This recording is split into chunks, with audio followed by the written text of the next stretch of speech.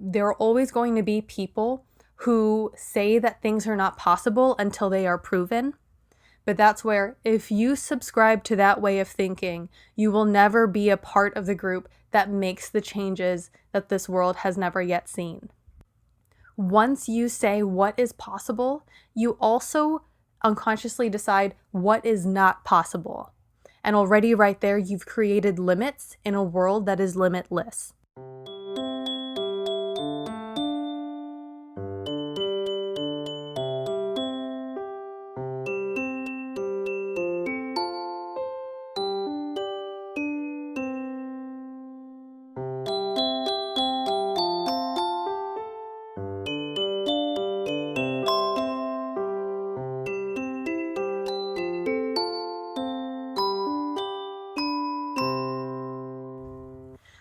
Hello, and it is Alyssa Dawn here with another podcast. I just felt like it was time to turn this on and kind of start talking. I have a general idea of what I want to talk about, but honestly, I'm just feeling more of an energetic pull to doing it without necessarily knowing the words that I want to use to capture it. So we'll see where this goes today. But yeah, let's see what happens. First, I do want to say a huge thank you to everyone who tuned in for the last episode, as I am learning more about how podcasting works and really kind of getting comfortable with my voice and how I want to express myself. I know that like the coming episodes will get a bit more cleaned and everything, but it is absolutely wonderful to receive the feedback that has been received so far. And if you are new to the podcast, hello, welcome. This is a safe place for you and anyone else that you know to join in. And yeah, so I hope you stick around. And at the end, if you enjoy the podcast, please think about sharing it with another person that you think might enjoy it as well, or leave a rating so I can hear directly from you what you're liking and potentially some topics that you would be curious about hearing about. I know that since this is the beginning, I definitely have a backlog of topics that I want to go over, but that's where if I hear feedback, I can know kind of which ones to potentially touch base on first. So, logic and intuition. As a society, it very much feels like we lean more on the left brain side, and we prefer things that can be reasoned and proved scientifically. And there isn't inherently anything wrong with that, but something I find very curious is when we fall into the trap of not believing things until it has been scientifically proven. There are a few reasons why I think it would be good to challenge this. And honestly, what I ask is for you to have an open mind. Think about what I'm saying. Think about if it can go further than what I'm saying. But definitely, you do not have to agree. This is just kind of what I've kind of come to understand and kind of some background for why I'm where I'm at today. So one of the first things is this idea that if it hasn't been scientifically proven, then it has no foundation to stand on. And when I first started opening up to myself and accepting that there are in fact things that did not fit the paradigm of my life at that time. So this is where it's definitely dealing more with like the spiritual side of better understanding myself as an energetic being and not just a physical one. I've heard it many times before, but I'm going to repeat it here. It was a couple years back that I started hearing people refer to us humans as not human beings having a human experience, but we are all spiritual beings. We are all energetic beings having a human experience. And I remember the first time that I heard that, it just resonated. And it was like, yes, like that makes so much sense to me. But anyways, with logic and intuition, I, for a period of my life, relied very heavily on the logic and the reasoning and the cold, hard facts. And it wasn't until the past few years that I kind of had my like awakening moment, as people call it. Or I should say, there are multiple moments in which you awaken because it happens in stages as you are ready to receive more of yourself and accept your truth. Yeah, that's where, as a defense mechanism, I learned that in order to protect myself in a time in which I felt very vulnerable and attacked, and to gain control in this situation that very much was outside of my control, was to stop relating to others in an energetic way and sharing that part of myself, and instead relying on my analytical and logical reasoning. And yeah, so just because when you do that, you kind of enter the world of black and white. And when you approach people in black and white, and they say something is white when very clearly it is black, it is easy to stand your ground with it, as well as it's easy to detach when you are in fact not saying the right thing. I very much sought the approval of others as I was growing, and so this defense mechanism also kind of kept me with a crutch of not having to get vulnerable, not putting myself out there, and then also not potentially being rejected by others. So anyways, from this experience, I noticed that I wasn't the only person who would do this. There are many other people around us that rely on the logic and the reasoning for one reason or another. That is where they approach life.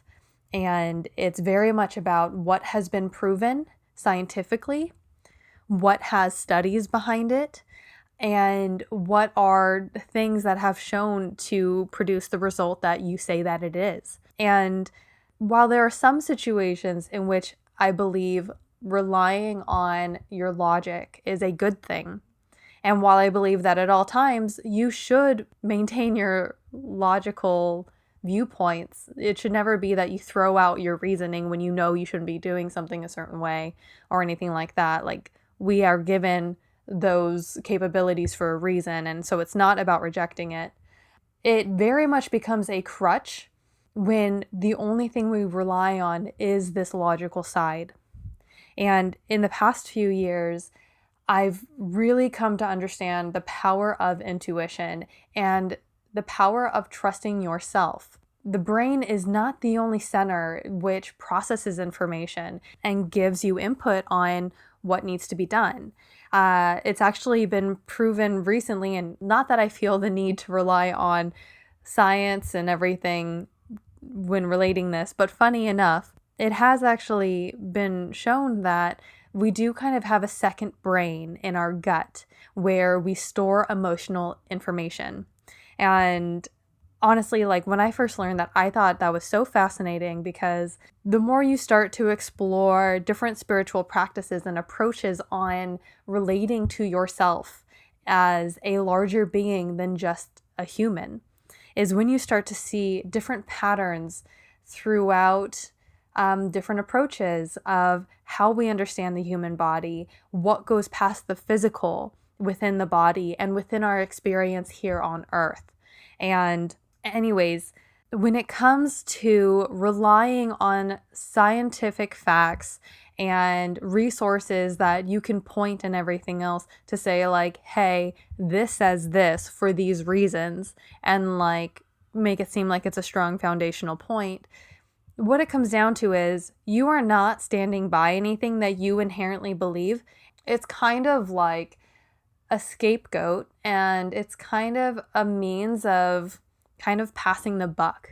Instead of standing beside the beliefs that you have other people who are saying, yo, look at this. This is exactly how it is. So then that way, if it's proven to be wrong, you're not the one who takes the fall. You're not the one who's wrong. You're not the one who's rejected.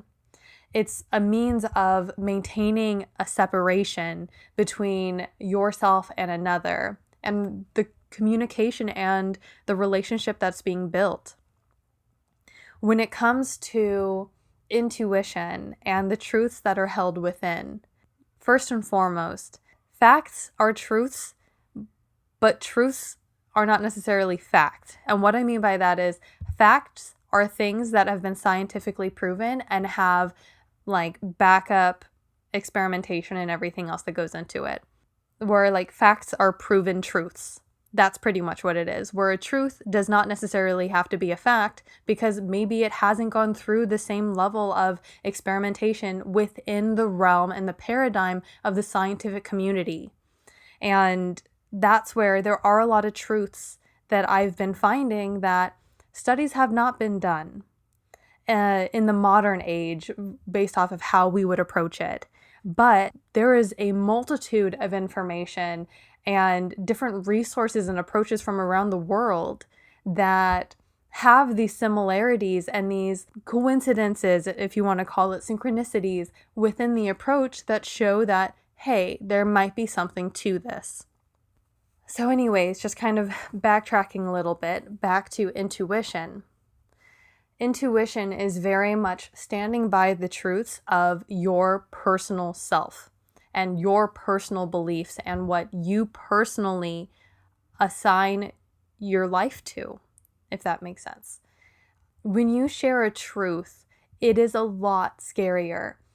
And so when you rely on your intuition, and especially if like the majority of your life has been spent relying on the facts that have been given to you and the truths that others say is factual or that are true, you're able to point to these other sources and say that these are the people who have said it.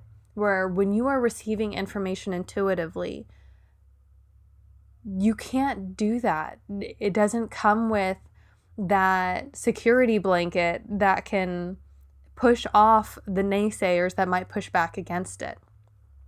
But once again, that doesn't mean that it is not true if it has not been proven as fact. And that is a large fallacy that I feel a lot in our society kind of miss. And I find it very funny where sometimes I've even had conversations with people where it's a more intellectually based conversation, and then where it kind of goes into like more observational stuff, things that haven't been proven, but it's like, oh, like there are similarities between, for example, as I mentioned before, how science is finding that emotional memory is being stored in the gut. If you think about the chakras in the body, the one that is based where your gut is actually the center that kind of rules your emotions and everything else. And so then that's where it's like, if you have a blocked chakra, a blockage of emotions that you are bottling, you can be experiencing certain symptoms within that area that like your GI tract will literally be blocked and it won't be healthy. For some people though, there is a difference between saying, hey, this study has been completed saying that the gut is a second brain to the body that stores emotional memory, and saying that versus saying, hey, the chakra that's located in that part of your body rules emotions. You know what I mean? There's automatically words that people turn off to. Not because it is not true, but because it is not scientifically proven. And if you rely on scientific reasoning to shape your worldview will be extremely narrow. And I do not mean that in a critical way, but that's where, once again, even approaching everything that we currently know, everything that has been tracked in the modern scientific community, it only goes back a couple hundred years. And so this is kind of like the same thing where you hear about people with Galileo, where Galileo mentioned the idea that it is not the sun and the stars that revolve around the earth, but the earth that revolves around the sun, and everything in the planetary system that circles the sun, and how people called him crazy. Or for example, the idea of airplanes and flying, where it was never believed that it could potentially be possible that humans could be in the sky. And lo and behold, within the past century, I think it's still in the, yeah, we're getting close. But within the past century, we now have airplanes. There are always going to be people who say that things are not possible until they are proven, But that's where, if you subscribe to that way of thinking, you will never be a part of the group that makes the changes that this world has never yet seen. If you subscribe to not thinking for yourself and relying on what others tell you is true, you are denying yourself the full potential that you are capable of reaching. We are all put here in order to create, to be imaginative, to engage with life and with each other, to learn, to share, and to experience. And until you give yourself permission to do that, the world will be a small place. That is truly what I've learned in the past few years, as I've learned to shift from relying on my logic in relating to others and instead working towards growing an open mindset. And that's where having an open mindset is not the same as being gullible. Being open is being able to hear another perspective, whether it's one similar to yours or against yours or one that you've never heard before.